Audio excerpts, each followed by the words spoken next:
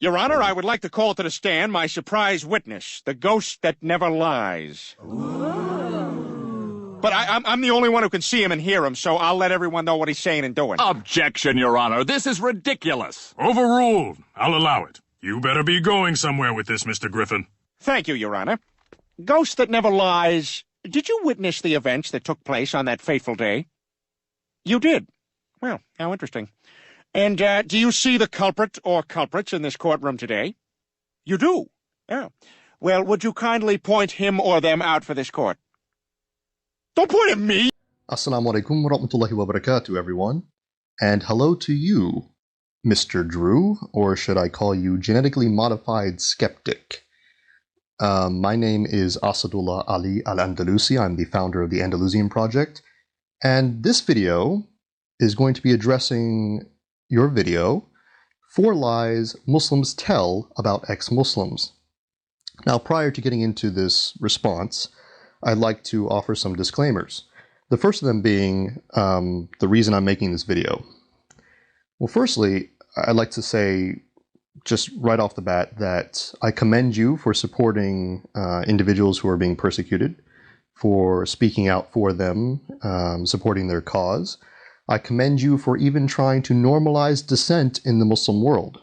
I happen to believe that ex-Muslims should not be punished for their disagreement with Islam. I'm among many Muslims who believes this, and I have my own theological reasons for this as well. That said, that's not the point of this video, so I'm not going to go in depth as to why that's the case. But I just want to let you know that my intention here is not to undermine your agenda. It's not to undermine what you're trying to do in assisting other people, or trying to bring attention to the plight of many ex-Muslims in the world. That said, the point that I'm trying to make, the reason that I'm making this video, is to address many of the erroneous claims and assumptions that you've made throughout your video in support of that agenda, and even some of the anti-Muslim tropes that you've utilized in order to do so, throwing a lot of Muslims under the bus in order to do so. And I find this not only to be problematic, but rather dangerous, which is the reason why I'm addressing this video. Disclaimer number 2. You might find that this video is rather intimidating in its length, but I assure you that there's no fluff here. A lot of it is necessary. Actually, most of it is necessary. And I just wish to appeal to Brandolini's law here, in that the amount of energy needed to refute nonsense is an order of magnitude greater than to create it. So take that to mind as you watch this video, and please do not consider the length to be a negative of this response. Disclaimer number 3, as per my academic standards, you'll also find a bibliography in the information box, so that later on or during the video you can go to those references and examine them for yourself to basically prove to yourself that I am presenting those references with integrity. I assure you that I am, which is why I'm going to be as transparent as possible. Hence the bibliography. And disclaimer number 4. If you're expecting this video to conform to particular anti-Muslim tropes or stereotypes that you have about Muslims, such as the following: if you criticize Islam, I will kill you. Darka darka. If this is your expectation or something similar to it, then I suggest that you change your expectations, because you will be sorely disappointed. So if you were thinking that this is going to be something that you can easily ridicule or use to your advantage, that's not going to happen. Rather, you should be taking my response very seriously, reflect on it, and see a lot of value in it, in the sense that it will help to better inform you in the future as you support ex-Muslims and Muslims against anti-Muslim bigotry. With all that said, let's discuss your first point, the first lie brought up against ex-Muslims, by Muslims apparently, and let's see what issues there are with your claim here. Ex-Muslims find themselves in a unique situation even among other apostates. They do share many experiences with ex-Christians like myself, but they also face challenges unique to coming out of Islam specifically. There are certain myths and lies propagated about ex-Muslims which they face constantly, and those deserve to be refuted. Here we'll take on 4 of those lies, and with each, I'll bring in a different ex-Muslim activist to share their perspective on it. They just haven't studied X scholar or passage. If you're any type of apostate, you may have heard some variation of this. As an ex-Christian, I hear this all the time. However, even being an activist, I can't say that this is thrown at me as often as it's thrown at many of my ex-Muslim friends. Anyone that understands Islam fully, they will find it. Never will you leave Islam. Never. Wallahi billahi. No way. I tend to think that a reason why Muslims say this is that it allows them to maintain the belief that the more one studies Islam, the truer it appears, and no one could possibly be properly educated about Islam and then disbelieve it. After all, if one can study Islam thoroughly and then disbelieve it, well, that might mean that Islam isn't true. It comes off to me as a defensive move motivated by fear. Interesting. So according to you, when a Muslim engages an ex-Muslim in discussion and debate and claims that that person is ignorant of the religion and then tries to correct them, this is a form of lying. Interesting. It's also, I guess you also think, a defense mechanism. Defense mechanism motivated out of fear. Well, to me, that analysis lacks introspection. Let me give you some context as to why Muslims respond that way. And it has nothing to do with fear or being some sort of defense mechanism. Maybe for some Muslims it does, but for the majority, I highly doubt that, especially for myself. Let me give you some context here. Atheists online and their ex-Muslim counterparts, who have adopted many of the much of the rhetoric and methods of atheists over the years, especially online, tend to behave a certain way when they're speaking with theists, and Muslims in particular. They tend to come off as suggesting, or not even suggesting, but outright claiming that Muslims are ignorant, stupid, brainwashed, irrational, etc., etc. And they even claim that they know more about Islam than every other Muslim and even traditional scholars and secular academics in Islamic studies. And they are also very dismissive of academic studies which do not agree with their opinions. They tend to believe, not all atheists and ex-Muslims, but many, tend to believe that they don't need to refer to academic material. So, yeah. In other words, it seems to me that Muslims are simply responding to that tendency, that sort of behavior exhibited by many online atheists and ex-Muslims. Like I said, not all, and maybe not even some of those in your own video, but many do, and you can find examples of this everywhere. For example, even in your own comments section, most of your top comments, discuss the ignorance of Muslims and theists in general.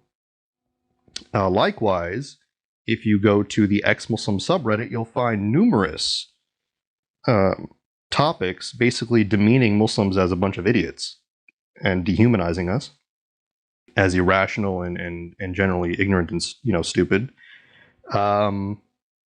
And you will also find more extreme opinions online. So, for example, I don't know if you're aware of Matt Dillahunty. He's well respected in the online atheist community. 6 months ago, he had to release a video refuting and condemning a popular position among online atheists that theism, not just a particular type of theism, but theism in general, belief in God in general, is a mental illness. Right? So, let me put it this way. If atheists, and ex-Muslim atheists in particular, are going to go around arrogantly stating that they know more than most Muslims, all Muslims, and Muslim scholars and Islamic studies academics, they're going to go around saying that everyone else is irrational and stupid and brainwashed and ignorant.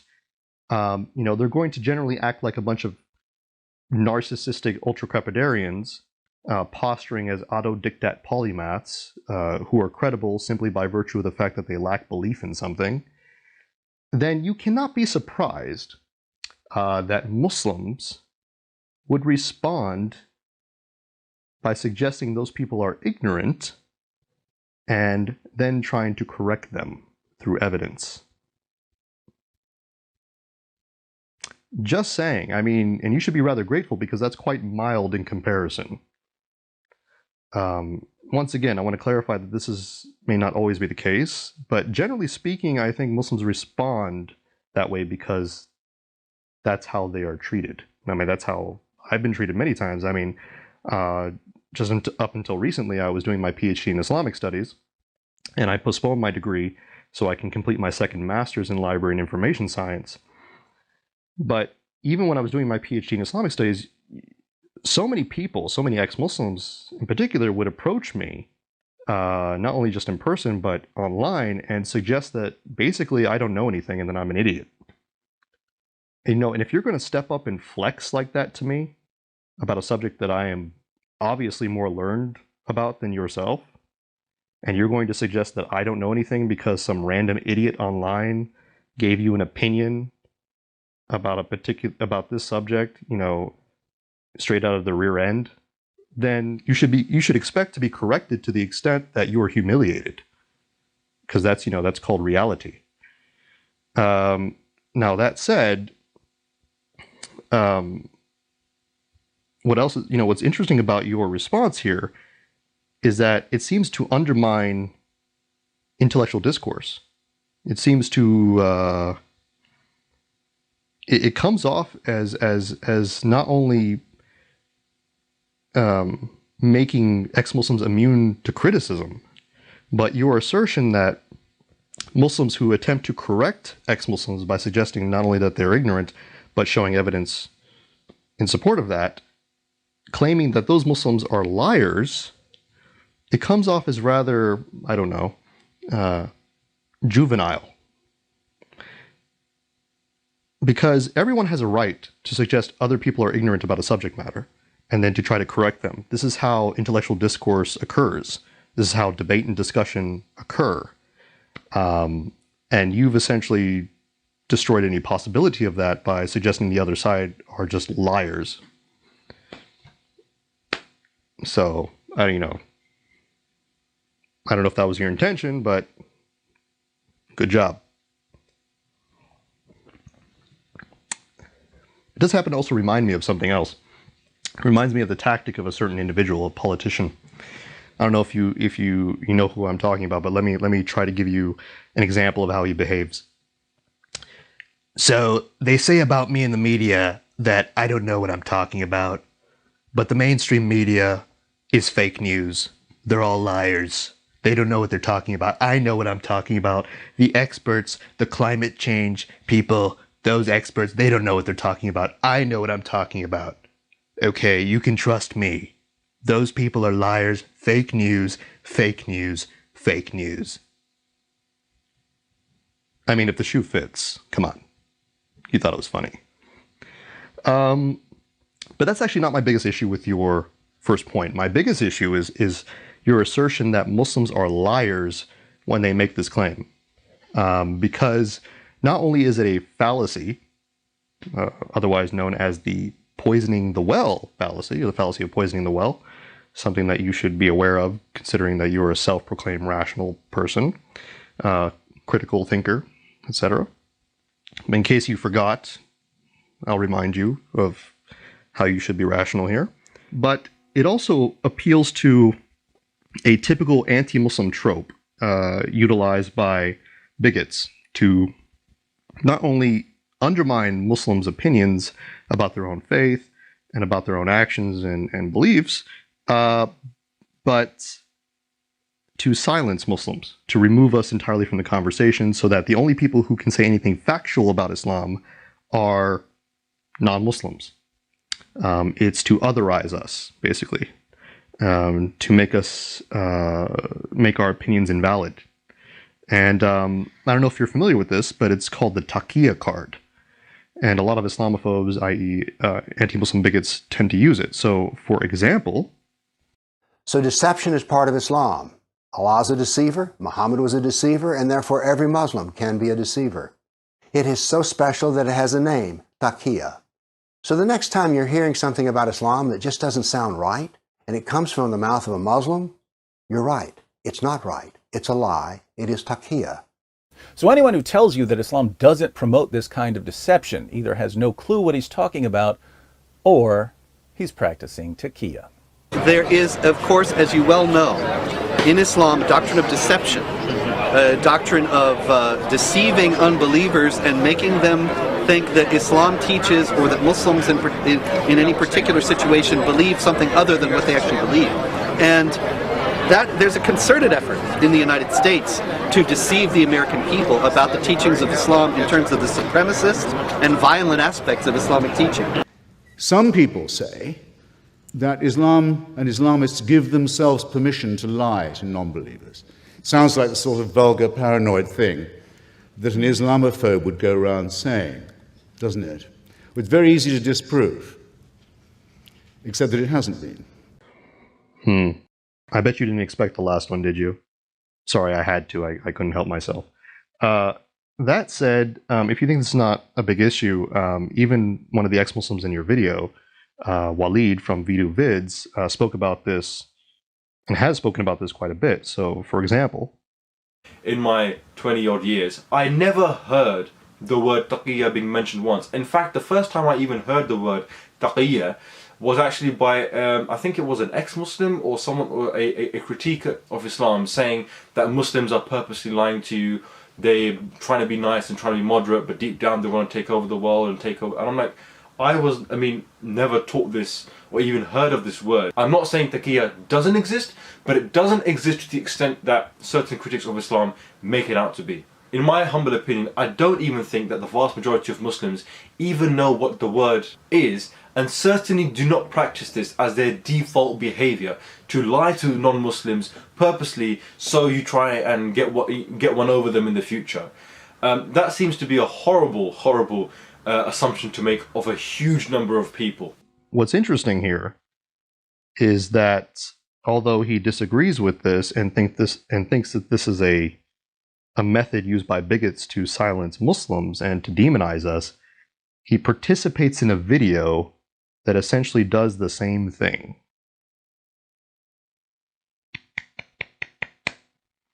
The irony was not lost on me, Walid. That said, you may argue, well, it's not the same. I'm not saying that Muslims are committing taqiyya and they're trying to deceive. Well, but it has the same effect. You're basically silencing Muslims. You're not allowing us to disagree with ex-Muslims and claim that they're ignorant. You're not allowing us. You're basically saying that any time that we disagree with ex-Muslims and their knowledge, that we are liars. It has the very same effect as the taqiyya card. It, like I said, different form, but the same product, right? And you're just playing into the hands of Islamophobes. And here you are trying to claim that you're against anti-Muslim bigotry. Now, I want to be frank that I don't think that you intended this.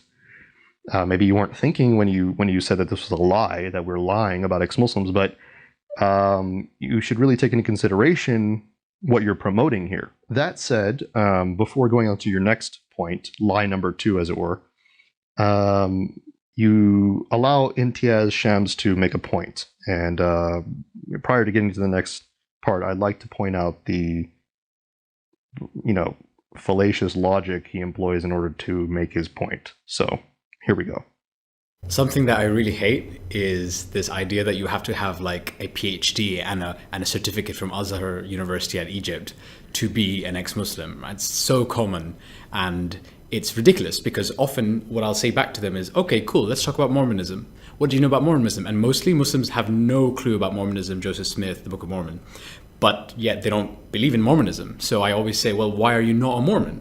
And if they have any arguments, I say, well, no, you don't have a PhD in Mormonism. So it's like people don't understand, it doesn't click in their head that leaving Islam doesn't require an in-depth knowledge base of Islam. So I would say, if that's the stereotype you have, I'd recommend either you understand that it's wrong, Or you do a PhD in every single religion in the world so that you can actually say that you're not a Christian or a Hindu or a Buddhist. So there's a problem with this analogy. First off, the reason that Muslims tend to engage with ex-Muslims by suggesting that they need to be credible, that they need to have a certain amount of education. Not all Muslims say, of course, you need a PhD. Some do. But it all depends on what you're saying and how you're engaging and what you're engaging with. See, the whole Mormonism example was actually nonsensical because the thing is, when you approach somebody on the street, like random, like a Muslim, and say, well, why do you disagree with Mormonism? Well, I don't go out of my way to disagree with Mormonism. I don't go around criticizing Mormons or Mormonism, and I don't study Mormonism. The same way that atheists don't study all religions in order to become atheist. I'm a Muslim. I reject other religions on the basis of my own paradigm, which is the point I know that Imtiaz is trying to make. But the reason that Muslims make this accusation or declare that others need to have a certain level of understanding is because ex-Muslims generally are criticizing Islam and declaring themselves to have more knowledge than the majority of Muslims and even scholars. So if you're going to go around claiming that ex-scholar or ex-PhD is irrational, stupid, or ignorant of his own religion and that you're superior, then you should expect people to challenge you, to challenge your credibility, right? I mean, you shouldn't expect people to just randomly come up and challenge your lack of knowledge on a particular subject that you don't even talk about, that you don't even go out and criticize, that you don't even engage with. Like, it would be weird to expect me to have a PhD in Mormonism when I don't talk about Mormonism. I don't declare myself, I don't act like an authority on Mormonism, and I don't go out of my way to bash Mormons and Mormonism all day. But if you're going to go out and bash Mormonism and Mormons all day, then I think Mormons have a right to, ask for your credentials. I mean, that's pretty reasonable. So here Imtiaz doesn't seem to even understand what he's saying. Not surprising, but, that said, Imtiaz, I know you expect this video to bring more understanding to Muslims, but, given the fact that you can't even make a proper argument, much less a good analogy, and given the fact that you're participating in a video that declares all Muslims who disagree with you as liars, I don't think it's going to turn out the way you want it to. But hey, that's just me. So let's move on to point number 2, or should I say lie number 2, that Muslims apparently say about ex-Muslims. They just want attention or they would leave quietly. Apparently, true ex-Muslims would never care about speaking against Islam. They would just leave it and never talk about it again. After all, when your entire life is forced to radically change by a shift in your worldview, you've been taught to be paralyzed by the fear of hellfire for disbelieving, and most of your friends and family see people like you as mortal enemies, your first instinct is obviously to get over it and just move on immediately. No, getting positive attention to stroke one's own ego is not the point of speaking out publicly for really any ex-Muslim. People are shunned, made homeless, imprisoned, or even killed for being apostates. There are 13 countries in the world, all Islamic, which punish apostasy by death. It's incredibly easy to see with the slightest bit of empathy that ex-Muslims might have reasons for speaking out which have nothing to do with them being praised. Many in that community want nothing but to be themselves and live. Consider that maybe ex-Muslims speak out against Islam because they feel it oppresses women. Maybe they speak out against it because it motivates their own families to disown them. Maybe it's because it prompts governments to execute those who believe differently. Maybe ex-Muslims stick together and praise each other because no one else will do that for them.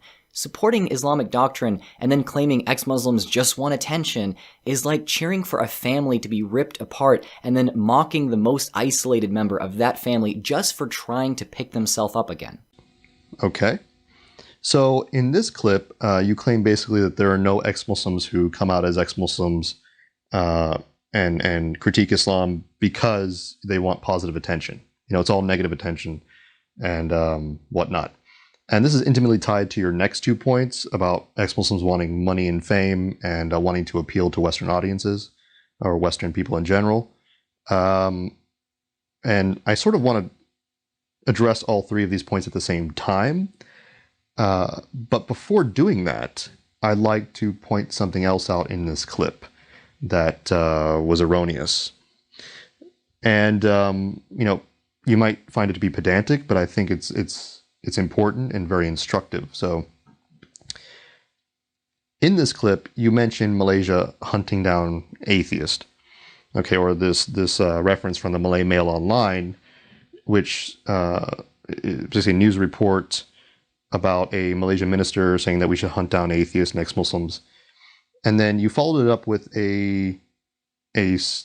this graphic, declaring that there are 13 Muslim-majority countries which punish apostasy with death. But both of these are wrong. And I'm not saying like just your perspective wrong. No, they're false. So let's look at the second claim first, that there are 13 Muslim majority countries that punish apostasy with death. The individuals who came up with this report, their organization is called the International Humanist and Ethical Union, and they come out with this freedom of thought report every year. And in the report, they mention these 13 Muslim majority countries which apparently punish apostasy with death. And one of those countries is Malaysia. Now, I don't want to go into every single, country that they accuse of this, but let's just look at Malaysia. Okay. And the reason I want to look at Malaysia is number one, I lived in Malaysia for 7 years, worked and studied there. And I was a civilian contractor there even for a number of months, working as a counterterrorism field expert. Actually actively engaging terrorist cells on the ground on the northern border with Thailand. So for those of you, asking me, well, why don't you make videos against terrorists? Well, first off, I have. And number two, I've already paid my dues, so spare me. So not only did I live in Malaysia for 7 years, I also studied the laws, the culture there. And I can tell you from my own personal experience that ex-Muslims are not killed there. Atheists as well are not killed there for being ex-Muslims and being atheists. Not even for blasphemy. Nobody is killed there for these things. And even the report itself, the one that claims, the Freedom of Thought report that claims that Malaysia is one of those countries that kills apostates, for simply being apostates, says itself that Malaysia does not kill apostates, that it's not even legal in Malaysia to kill apostates. And I'll just prove it to you right now. Let's look at the recent report, 2018 report, and the following paragraph. Under the title, Freedom of Expression, Advocacy of Humanist Values. Subtitle, Death for Apostasy. Despite contradicting federal law, the state governments of Kelantan and Terengganu passed Hudud enactments in 1993 and 2002 respectively, making apostasy an offense punishable by death. Despite their long-standing nature, however, no one has been convicted under these Sharia laws, and according to a 1993 statement by the Attorney General, the rulings could not be enforced without a constitutional amendment. Amending the penal code is the exclusive prerogative of the federal government. All right then, so that statement basically states that two states in Malaysia, Kelantan and Terengganu, passed enactments wanting to punish apostasy with death, but the federal constitution knocked it down. So the federal government knocked it down. And no one can be punished by, with death for apostasy in Malaysia. And no one has been punished with death for apostasy in Malaysia because it's not legal to punish anyone for apostasy with death in Malaysia. In other words, Malaysia does not punish apostates with death. Right? That report itself states this very clearly. For those of you out there who want to argue, though, and say, well, in principle, Malaysia could punish apostates with death if they amended the constitution. Well, yeah, in principle, a lot of countries could do a lot of things if they amended their constitutions, but that doesn't mean we go around claiming that those countries are doing those things. For example, in the United States, there are a number of states which still have blasphemy laws on their books. You heard me, there are a number of states in the United States of America, my country, which have blasphemy laws. However, they're defunct because the federal constitution, the Constitution of the United States of America, the federal government in general will knock down any cases, anybody attempting to prosecute blasphemy. Now, according to your logic, because those laws are still on the books, even though they're defunct and they can't be enforced, therefore, if you go to the United States, you'll be punished for apostasy, or blasphemy, excuse me. You'll be punished for blasphemy. But that's nonsense. No sane person would say that. But if it's a Muslim majority country with the exact same situation, basically, having laws in the states that are non-operative, you're going to argue that, oh, no, they actually do those things. They're killing apostates left and right. They're hunting them down. Right? Sorry. No rational person will buy that. So think about that for a moment. That said, going back to the report that you showed regarding Malaysia hunting down, or this minister saying that we should hunt down atheists, other reports showcased that what he meant by that was that to hunt them down was to basically take them in for counseling sessions. And that's actually what happens in Malaysia for the most part, is that apostates, they're sort of forced to go to these counseling sessions where they talk to an imam, a religious scholar who tries to convince them over the months. And in some states like Negeri Sembilan, they actually grant people the right to apostate. So, you have to fill out an application, whatever, blah, blah, blah, and then they look it over, they review it, and then they determine whether or not, you can leave. Some states fine you, and some will even send you to jail, although I don't know of any cases where they sent people to jail recently, in the past, 10 years or something, but I'm not defending Malaysia in that respect. I just want to be clear about that. I'm not saying that's okay. Okay, you can critique Malaysia all you want for those things. But if you're going to critique Malaysia for something, critique Malaysia for what it actually does and not what you want it to do. Don't assert that Malaysia is actively going around slaughtering apostates and ex-Muslims, and atheists in general, and that it's legal to do so when that's not happening at all. Okay. As we're taught in graduate school, if you have to sensationalize data to make a point, if you have to misinterpret data to make a point, if you have to misrepresent data to make a point, then you don't actually have a point. Try to use some academic integrity. Try to have some academic integrity. Just being an honest person, okay? Then, you should follow these standards. I'm not saying that you did this deliberately, but you should try to review your sources before using them. Just because ex-Muslims are going around saying that 13 countries are punishing apostates doesn't make it so. Look at your source material. It's probably closer to 8 countries, which is still 8 too many, but it's not 13. There are a number of other discrepancies in that report. And by the way, even though the United States of America has blasphemy laws in certain states, that same report doesn't mention that at all. And it doesn't accuse the United States of America for having blasphemy laws and punishing people for blasphemy. I wonder why. Right? It's not bias or anything, right? I just wanted to make that point real quick because, I keep seeing this claim that there are 13 countries, and it's just not true. It's not true at all. Okay, and just because we live in a climate where anti-Muslim sentiment is the norm, especially in the West at least, doesn't mean it's okay to misrepresent data. It doesn't make it moral to do so. Right? All right, so let's go back to the main topic at hand here. So I apologize for digressing, but I did feel that to be very important to mention. All right? They left so they could get fame and money. This accusation is just slightly different from the last, but my friends and I had to include it because it's so common and so absurd. To think that there's more money involved in being an ex-Muslim than in being an evangelist for Islam ignores clear evidence to the contrary. The ludicrously popular Zakir Naik sells out arenas for his preaching. He has his own TV network called Peace TV. Even on a totally different level of exposure, the pattern is still clear. Ali Dawah and Mohammed Hijab, both apologists and YouTubers, have run several extremely successful giving campaigns in recent years. One example is that in a singular campaign in 2018, they raised over 25,000 British pounds for their own ministry. In the same year, my activist friends and I, including many ex-Muslims, raised money for ex-Muslims of North America, and we raised $5,000. My point in all of this is not to accuse any of the people I've mentioned of unethically profiteering off of Islam or their ministries, or to paint ex-Muslims as morally superior.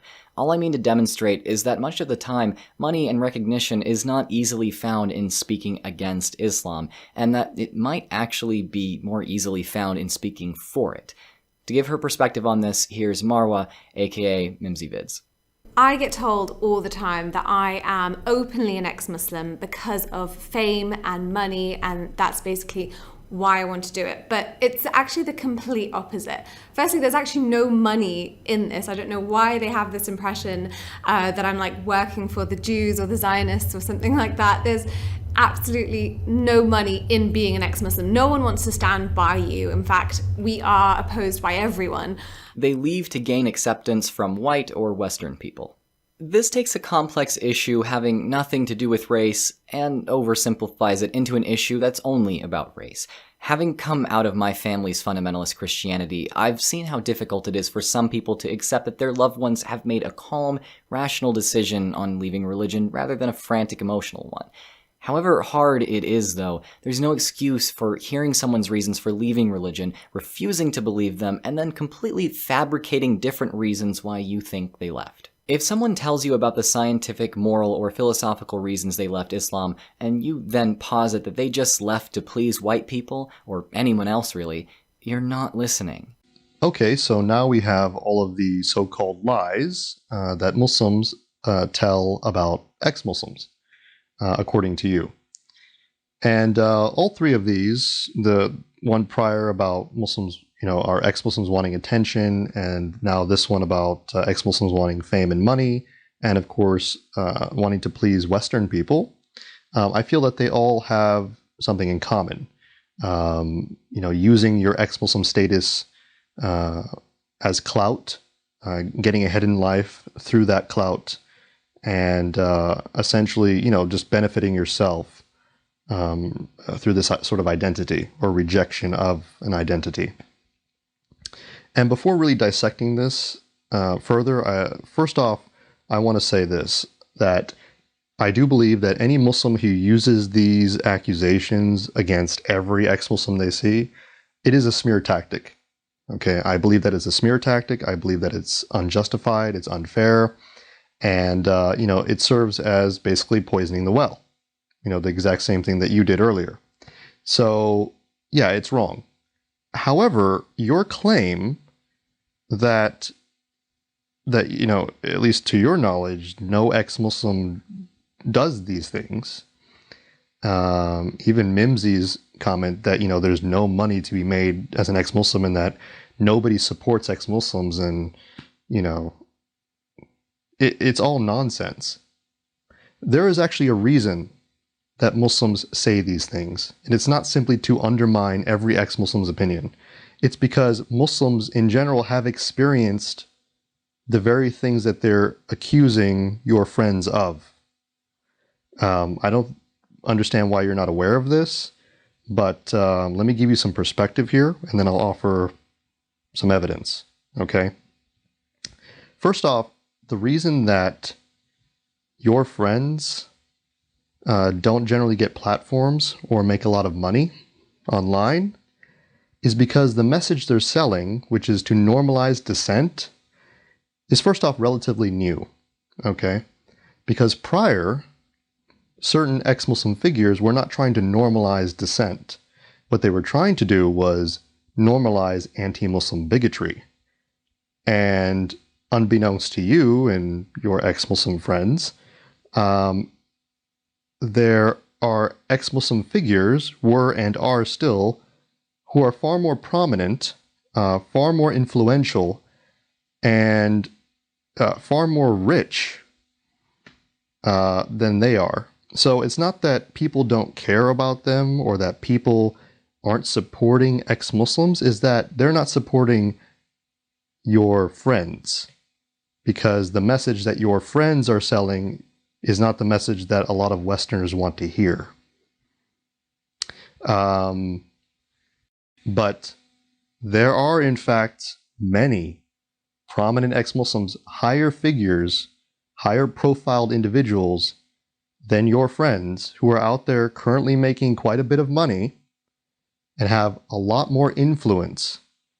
So it's not like there's this leftist conspiracy out there to deplatform your friends and to silence them, you know, and not care about them because, you know, they're trying to protect Islam from criticism. It's because there are other ex-Muslims taking those platforms, and there are other ex-Muslims taking that money. And those are the ones that Muslims have been used to seeing for the past couple of years, especially since the beginning of the war, on terror.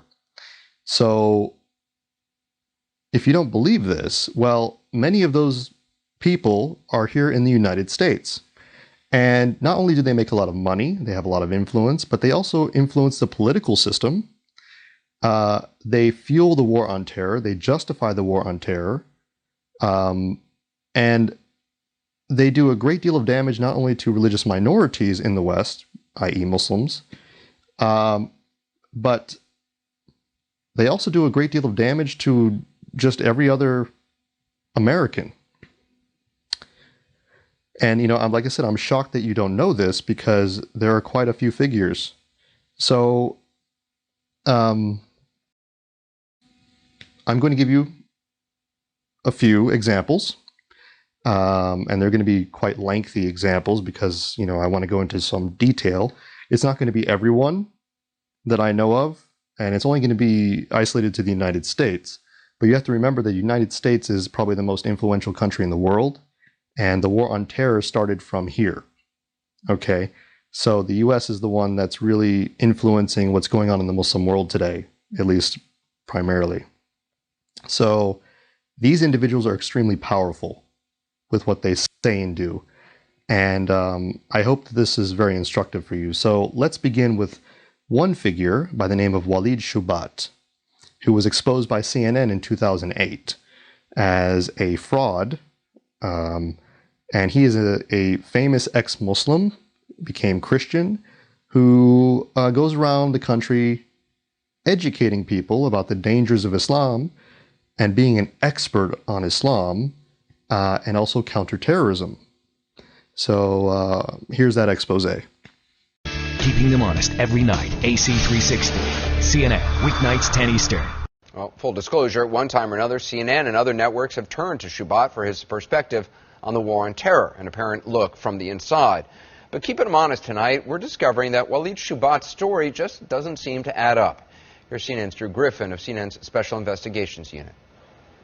I think we are at war with Islamic fundamentalism and Islamism, which stems from Islam. You know, no historian can deny that Islamists basically invaded Christendom. Walid Shoebat's message is the epitome of good versus evil. He has an advertised pedigree that makes him an expert. Islamic terrorist turned ultra-conservative Christian. A U.S. citizen because his mother is American. He is a darling on the terror circuit, the church and university circuits, and yes, he believes the war on terror is a holy war. He portrays himself as a man converted and on a mission. Once a Jew-hating, bomb-throwing terrorist, now a devout Christian convert warning the world, Islam is out to destroy you. It's clear Walid Shoebat does not like tough questions. It's a stupid question. He became even more defensive when we began asking about his foundations, his tax-exempt status, and all the money he is making. He has turned what some might call hate speech into a career, trading on his past to advise law enforcement officials and religious groups about the threat of Islamic radicals. He says he was a Palestinian terrorist, jailed by the Israelis, but it's a life story based on very little evidence. But it sure pays well. Tax records filed by his business partner reveal his speaking engagements earned more than $560,000 in 2009. The money is coming from universities and churches and from your tax dollars. Some of his appearances are paid out of Homeland Security grants. The DHS in South Dakota told us Shubat was paid $5,000 plus expenses to speak at this event, and he was given security. But Shubat told us, No, there's no expenses they paid. The hotel I paid myself. The hotel I paid today myself. the bigger question may be why Walid Shubat is in South Dakota teaching a bunch of cops about Islamic terrorists, a state that has so few Muslims. A local newspaper here in Rapid City says only a couple of dozen live here year-round. Jim Carpenter is South Dakota's Homeland Security Director. What was the point of bringing him here? I think he brings a point of view that certainly is not necessarily mainstream. It's not a South Dakota-based point of view. He brings in commentary about living and being raised as a Muslim and then converting over to Christianity. So why would someone's religious conversion be important to a Homeland Security conference in Rapid City, South Dakota? You know, I really couldn't figure that out, and based on further questions, I really didn't get a good answer from Jim Carpenter with the South Dakota Department of Homeland Security. $500,000 in 1 year. Wow. And I love the question at the end, you know, how does somebody's religious conversion, you know, becoming an ex-Muslim, make them an expert? Well, I don't know. That's a good question, and we're going to answer that near the end of this these examples, so that you kind of understand better what's going on here. But let's look at somebody else now. Let's look at another famous ex-Muslim in the United States who's a darling with the neoconservatives and even many universities. Her name is Wafa Sultan. So let's see what she has to say about Islam infiltrating the United States. How do you let him teach these teachings inside American schools here in America? I have a friend whose son attends a middle school in San Diego in California. His history teacher gave him a project, 5-point extra credit if you fast 1 day of Ramadan. So Islam is infiltrating and you're not doing anything about it. My friend is Egyptian, Coptic Egyptian. He went, he fought for 2 weeks and nothing was done. But how would we stop it from infiltrating? Get involved in politics. You have to know what kind of leaders you are. You are choosing to take care of your country. But if we got involved in politics, what would we say? What would our platform be? What would we say? Islam is not religion. We need to do A, B, and C. What is A, B, and C? The same way you dealt with Nazism. Right. The same way. The same exact way. The same Islam way. The same way. You reverse the Japanese culture. The same exact, you might need to do it. Yes. You might need to do a heavy pressure. I cannot predict what kind of pressure. You understand it. I don't have to say it. Pressure. So we got to deal with people teaching kids about Ramadan by putting the same pressure we put on the Nazis and the Japanese during World War II onto American Muslims. And what type of pressure would that be? I mean, she can't be saying what you think she's saying, right? Well, actually she is. So here's a clip of her in that same lecture or that same talk where she clarifies what she means by pressure. And I truly believe the King Abdullah can change Islam overnight, but you need to put pressure on him to do it. And the same kind of pressure you put on Japan, you might need it to be changed. Yes, eventually the West will need to do it. You have to put huge pressure on him to change Islam. This is the only way. Okay, atom bombs. Yeah, why not? Let's drop some atom bombs on all these evil Muslims. Let's see, how about another ex-Muslim star? How about Nonie Darwish, who's also a darling for the neoconservative right and the and even a lot of universities. Here's her trying to explain her understanding of Islamic law and basically using it as a means to explain how Muslims behave both overseas and in the United States. And then watch how she tries to defend herself from accusations of bigotry by playing the whole, I'm just criticizing an idea. You're obliged to lie if the purpose is obligatory. Slander is permissible. There's 2 or 3 pages of permissible slander in Islamic legal books and Islamic scriptures. Legal slander. Slander. Permissible slander. There is no coincidence in the Muslim world. There is no coincidence why slander is used on a daily basis on Arab TV. It's not a coincidence. It's legal. It's not just legal.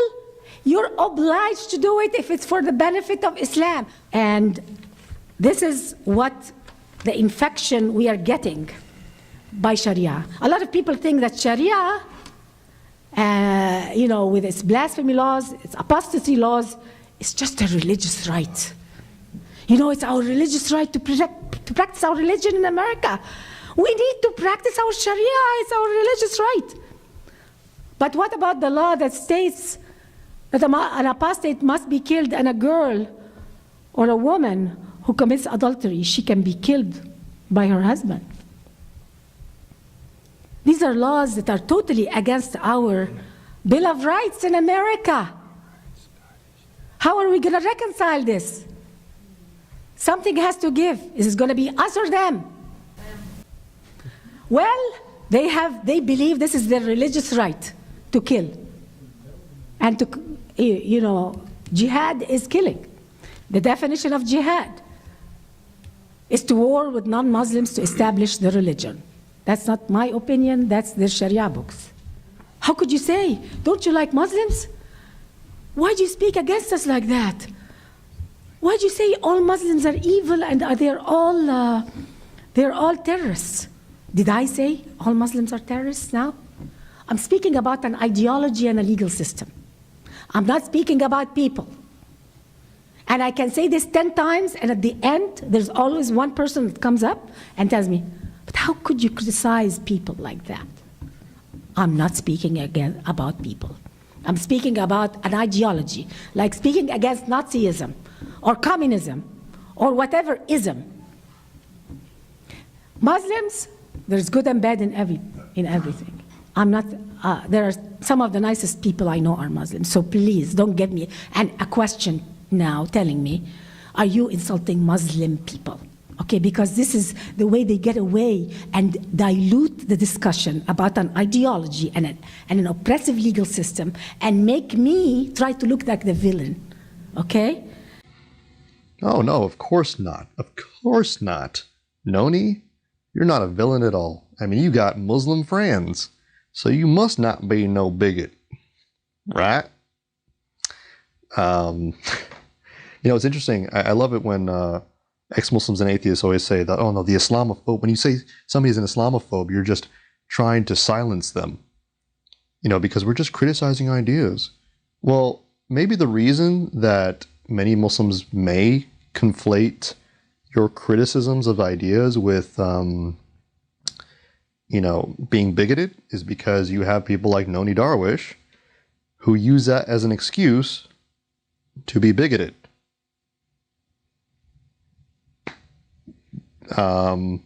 And it's kind of hard to believe because people more prominent than yourselves, those of you out there who complain about the word Islamophobia being just a means to undermine criticism, maybe it's because other people use it, and instead of acknowledging that and trying to address it, you act like it's Muslims' fault, like we're just making this stuff up.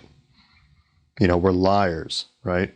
Just like we're liars that there are certain ex-Muslims out there like the ones that I just showed you, right? Let's move on to somebody else. How about Shahram Hadian, another ex-Muslim turned Christian, who was quite influential, especially in Idaho. He was able to convince a bunch of lawmakers to table a bill granting the state more funding for child support, because he was able to convince these lawmakers that by bringing in this bill, or certain wording in the bill, it would introduce Sharia law into the country, or allow Sharia law to take over in the country. I'm not joking. This actually happened.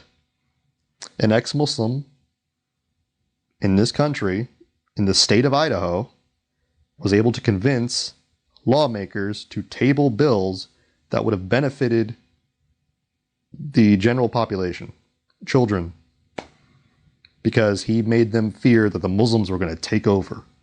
Thankfully, that bill was eventually passed, but the state lost quite a bit of money as a result of that bill being tabled.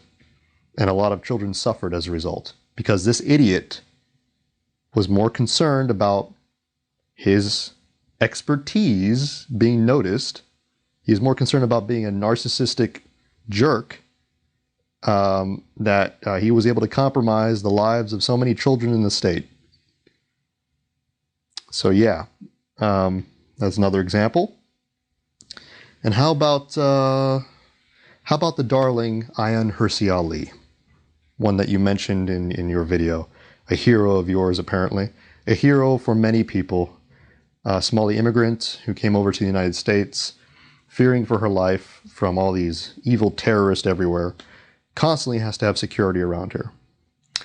She's worked with several right-wing think tanks, conservative think tanks. She writes constantly about the threat of political Islam taking over the West. You know, all these Muslim immigrants coming in and just taking over, you know, creeping Sharia. You know, according to you, she needs all that security because she's being constantly threatened. There's just Muslims just hiding behind all these trees, just waiting to jump out and lash at her. You know, just stab her with a fork or something. Foaming at the mouth Muslims just everywhere, waiting for that right moment to kill her. Yeah. Because, you know, that doesn't play a part into anti-Muslim bigotry, that notion that you're constantly in fear of your safety, right? In the West, even. I remember, sorry to digress here, but I remember being in Malaysia, a Muslim majority country, and actually being threatened in person by ISIS members and ISIS affiliates and ISIS supporters. And not once did I request security around me, aside from the fact that I can use a gun and I can defend myself. Yeah, my speaking engagements, I didn't charge for them. When I spoke out and I tried to also help the youth not join these groups, these terrorist organizations. And yeah, I never once asked for somebody to give me an entourage of security when I went out in public. But I guess my convictions were more important to me than the money and the what I consider to be the good marketing of being seen as being in danger, right? Because that's what Ayaan Hirsi Ali does. I mean, the whole security thing, security detail, it's not really because she feels she's unsafe in the United States of America. It's because it's good marketing, and people like you eat it up. Yep, and that marketing is basically based on anti-Muslim bigotry. So, you know, if the majority of Muslims are seen as crazy psychos who are just willing to kill you at any moment, you know, you can justify all the security you want. That said, yeah, Ayaan Hirsi Ali, so makes quite a bit of money. You admitted yourself that she makes quite a bit of money. And she does. She's quite rich. And yeah, she says a lot of ridiculous things. So, for example, I don't know if you recall, but at one conference, I believe it was in Germany, she basically victim blamed the victims of Ander Breivik's murderous rampage. So, before explaining it, you know, just let you watch it for yourself. That one man who killed 77 people in Norway because he fears that Europe will be overrun by Islam may have cited the work of those who speak and write against political Islam in Europe and in America, myself among them, but he does not say in his 1,500-page manifesto that it was these people who inspired him to kill. He says very clearly that it was the advocates of silence. Because all outlets to express his views were censored, he says he had no other choice but to use violence. Decades of informal censorship in Europe have led not to the promised integration of Muslim immigrants, but to a culture of evasion and avoidance, which has allowed extremism, both jihadism and neo-Nazism, to flourish amid a general impotence of the established parties. All right, so here she's basically saying that, well, to give you some context for those of you who don't know what happened, Anders Breivik went on a rampage where he slaughtered 77 people, most of them children, or minors at least. And those minors were attending a camp for the politically left, politically left camp. So they were basically children from families of the political left. And they were doing a training session, and he wanted to kill them because he believed that they were the future, and that if he didn't kill them, they would bring in more Muslims and immigrants to take over the West and destroy his civilization. So that was his basic justification. And he used a lot of anti-Muslim bigots to justify his views. For example, one of them was Ayaan Hirsi Ali. He quotes her in his work, his manifesto, work, whatever you want to call it. And he basically uses her ideas to motivate him. Ayaan Hirsi Ali, knowing this, responds she condemns him in her speech, but then she goes on to say, well, it's not my fault. It's the fault of the leftist who censored him. Leftist didn't censor Anders Breivik's crazy conspiracy theories about Muslims, then he wouldn't have killed their children. That's basically what she said, in a nutshell. Yeah. So, ironically, without realizing that she was actually justifying the accusation against her, that she was used as justification for his views, because it was her ideas about being censored by leftists that made him feel motivated to resort to violence. So she's basically just saying, yes, he was influenced by me. All she's trying to say, though, in that speech is that, well, I didn't tell him to go out and shoot people. So it's not my fault. Yeah, okay. She's a piece of dirt. And it's interesting, how many people consider her a hero despite comments like these and her views. But, when Ilhan Omar, a Somali immigrant congressman in the United States, is not reverent enough, doesn't use enough reverent language for 9/11 victims, when she says some people did something, all of a sudden, people want her deported or even killed. She got death threats for that. And yeah, because she didn't use enough sacred language, enough exaggerated language to condemn these evil terrorists and to honor the victims. She's seen as like an ISIS operative. But Ayaan Hirsi Ali victim blames people for being slaughtered by one of her followers, and she's just like, everyone's like, oh, she's a hero. It's quite disturbing. Likewise, though, even among your friends, there are some problems. See, maybe some of the reasons that Muslims see some of your friends as being like these people is because they also share some of their views. So, for example, Mimsy Vids says stuff like this sometimes, and it sounds just like something a bigoted white Westerner would say.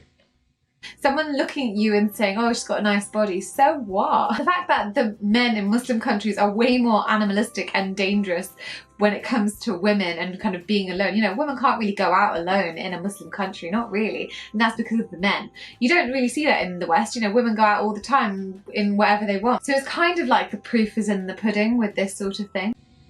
Yeah, basically saying that all Muslim men in Muslim countries are more animalistic than their Western counterparts, i.e. less human when it comes to women.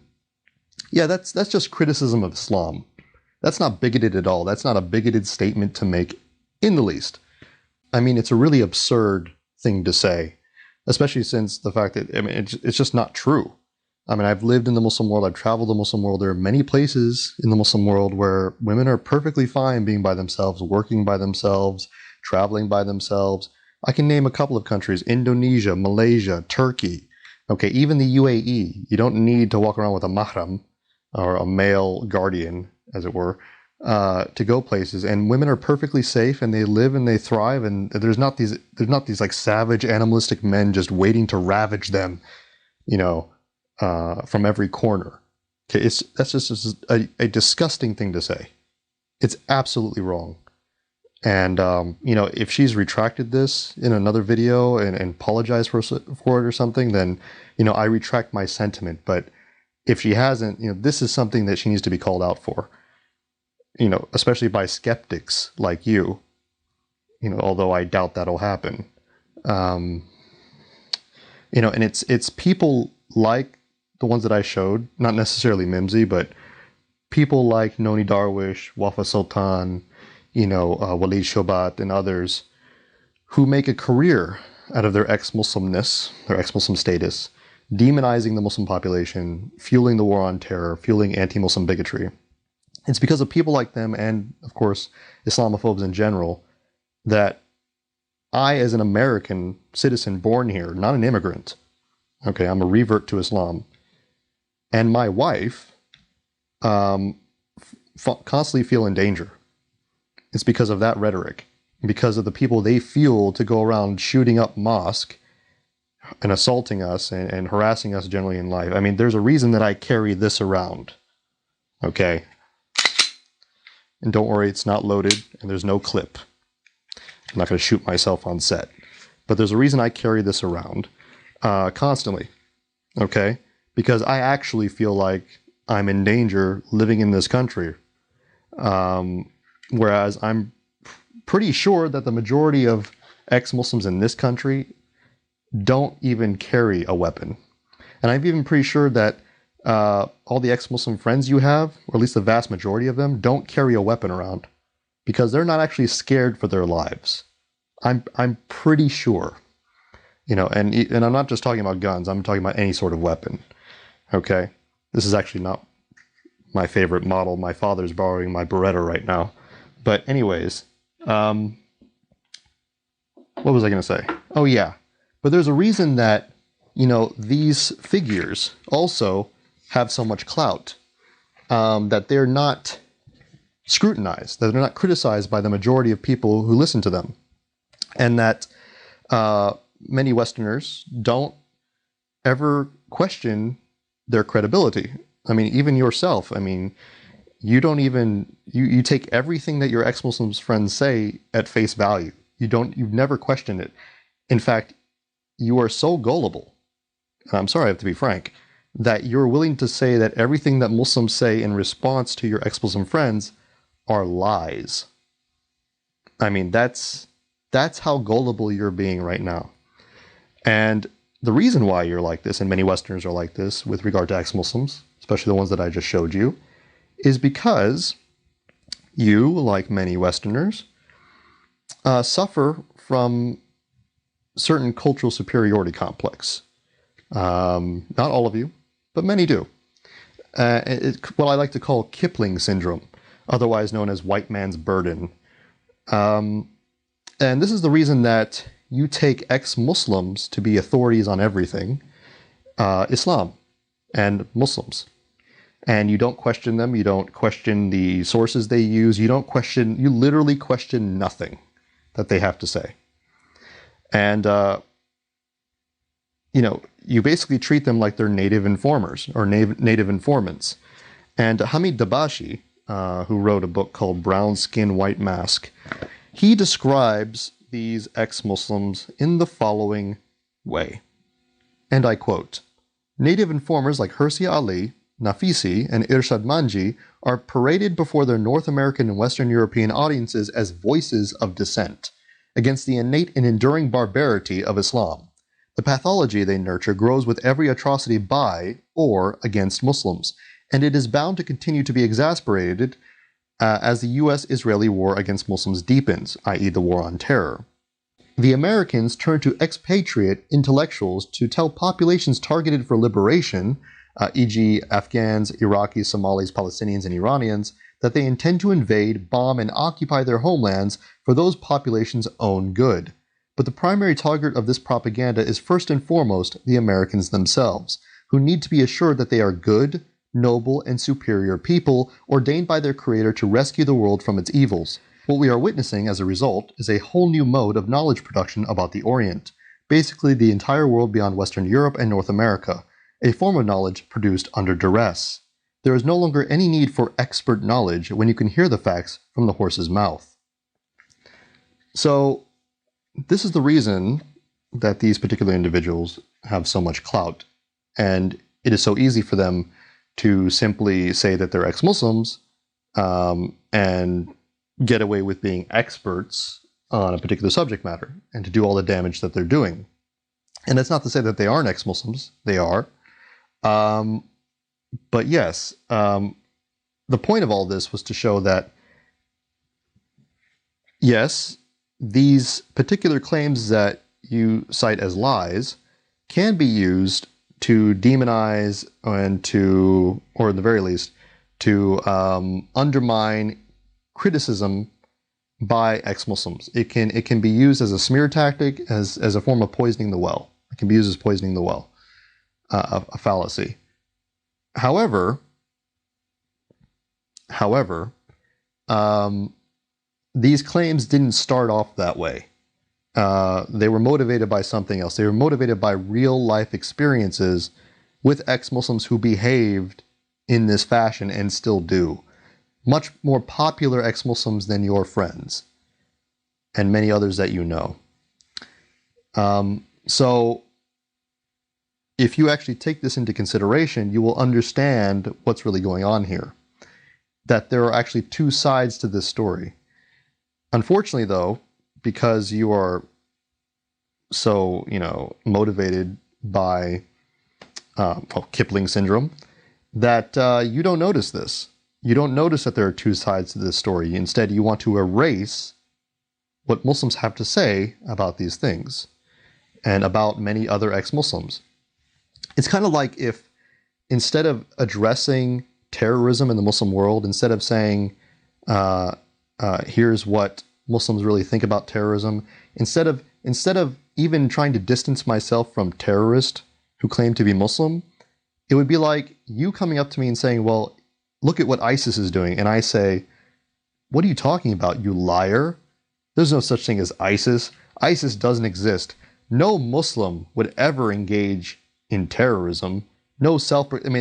ISIS, they're just a figment of your imagination. That's essentially what you've done here. In the same manner, you've basically just said, well, all these things Muslims say, no, they're just lying. These are all just false. These are all just made up in their minds because, we savages apparently can't have legitimate concerns, legitimate experiences, legitimate grievances with many people in the ex-Muslim movement, as it's called. And if you don't believe that you are suffering from this sort of mentality, have you seen yourself in that video where you went to Palestine? I'll just let it play. To me, one of these conversations stood out strikingly amongst the others. I was so taken aback in the moment that I posted about it on my Facebook page right after it happened. Today, I was in the streets of Palestine in Ramallah, and a 15-year-old boy came up to me. He was Muslim, and he said, you have a YouTube channel? And I said, yeah. He said, oh, genetically modified skeptic? And I was just... I was completely over the moon about it. And he's seen my videos, and he says that he follows me and he really loves them, and that he wants to show people that that everyone needs to be open-minded to accepting and loving atheists and people of all different religions, and that people shouldn't be discriminating for those reasons. And it was a really emotional moment for me. He and his friend were my last interview of the day, so we spent extra time on it, reflecting on all that we had heard that day. You guys, you get on YouTube, you watch YouTube videos? Yes, of course. You're on Facebook? Yes. What about Twitter, Instagram? You're on those? Yes. Yeah, do you get on Reddit? Reddit at all? No. If you're wondering about something, do you first talk to a person about it, or do you Google it? I search about it, of course. Yeah, online, right? Yes. And you read. Yes. You read articles. Yes. Wikipedia. Yes, of course. Yeah. It's a good source. Yeah. Do people that are much older than you do that as much? No. No, there's a big problem is that there isn't that big of a belief in not science per se, but I think more that it would be. It's considering all sources to be equal in strength. I heard something on the radio, therefore it's true. And like or the sheikh on the TV, and he said something, so it's true. And I think because with the money that gets involved, I don't think there's a lot of dishonesty there. Oh my God, this is crazy. So you're the youngest person I've talked to today, and you're talking to me about how people will listen to things that their first search or their first person they talk to, or the radio or media, and they just believe it. You're the youngest person that I've talked to, and you're saying, no, okay, yeah, you need to look it up, you need to read about it, but you can't believe everything that you first hear. You're talking about how to determine a good source? Yes.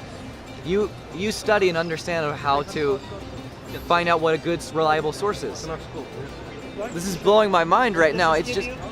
I mean, look, I commend you for traveling and learning about things, but this is really cringy, honestly. I mean, you're acting like the stereotypical, like, white guy who is traveling in the Amazon and finds, like, a tribe of people, and he's, like, so shocked that they can use tools and they have language. It's like, oh, these savages, they're like us. I can't believe it. Oh my God. And they're not, like, light-colored. It's so weird, right? It's like, oh my God, Muslims, they can think. How is that possible? You know, Muslims in the Middle East, how, oh my God, it's so weird. I'm so shocked that they're thinking. They have brains, right? I mean, I don't blame you necessarily for your ignorance, but it's just, I'm sorry, it's just really cringy. I mean, look, hey, I'll do you a favor. On behalf of all the Muslims in the world, to prove to you that we have the capacity for rationality and thinking, that we're just as smart, if not smarter than you, supreme atheist intellect. I'll give you the ultimate proof. Okay? Only one that you would appreciate. You ready?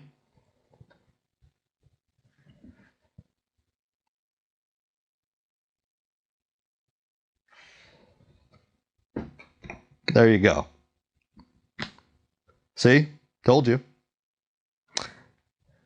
Now, I know you're probably thinking, oh man, why are you being so harsh? And I'm not trying to be, honestly, like I said, I respect what you're trying to do and stuff, but I do feel like you've done a lot more harm than good here. And I guess I'm just trying to snap you out of it. Okay, I think that you are perfectly capable of thinking about these things more reasonably now that you know the other side of the story. I'm perfectly, I really believe that you will come around to this, knowing that these, about the facts that I just showed you and having corrected you on numerous amounts of things. Unless, of course, Kipling syndrome takes over and you're just like, that stupid Muslim is not going to correct me. I'm the superior atheist. Then, you're going to have that problem forever. But I'm trying to give you the benefit of the doubt. And the reason I'm being kind of blunt with you as a fellow American is because I think you can take it. I don't mean to be offensive just for the sake of it, to tease you just for the sake of it. I'm just trying to get through to you. So, please take everything I said into consideration. And if you can't take what I said, into consideration, if you honestly can't look at me in the eye and go, yeah, I'm going to take advice from this Muslim guy, then maybe consider something else. And for this part of the segment, I'm going to allow Genetically Modified Skeptic to give you advice on how to have a more nuanced view of this discourse and of people in general. If you care about anything more than stroking your ego by mocking them or putting them down, then take this recommendation to heart. Set your preconceptions aside and just listen. So there you have it. Thank you for watching. I appreciate you taking the time to watch this very lengthy video. And if you'd like, please, subscribe and donate to my Patreon and PayPal so that I can continue doing this more. I work full time and go to school, so I probably won't have much time anyway, but your assistance is always appreciated. And, if you don't want to donate, that's fine. Please make dua for me, pray for me, and or share my material. That'd be really greatly appreciated. Once again, thank you. Jazakallah khaira. Assalamu alaikum wa rahmatullahi wa barakatuh.